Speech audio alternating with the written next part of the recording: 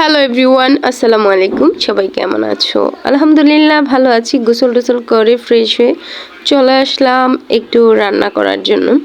তো লতি ভাজবো আজকে চিংড়ি মাছ দিয়ে। ভাবলাম তোমাদের সাথে রেসিপিটা একটু শেয়ার করি। আজকে সকালে একটু হাঁটতে বের হয়েছিলাম, তো টাকা নিয়ে বের হই নাই।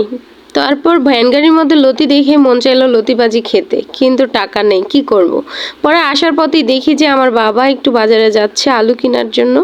তো বললাম যে আব্বু আমার জন্য লতি কিনে নিয়ে আসো। তো তারপর যেমন কথা তেমনই কাজ, সে তো আমার জন্য লতি নিয়ে আসছে। আর এই লতির জন্য আমার আম্মু অনেক বকা দিছে আমার আব্বুরে। যাই হোক, বলছে আমার মেয়ে খেতে চাইছে তাই নিয়ে আসছি।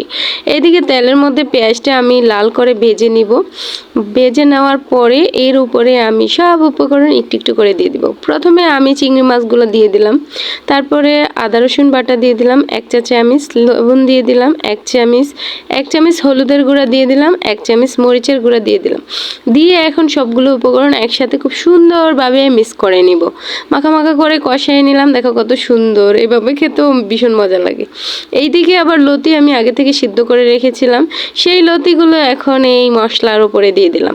দিয়ে সুন্দর করে একটু নাড়াচাড়া করে ফেললাম।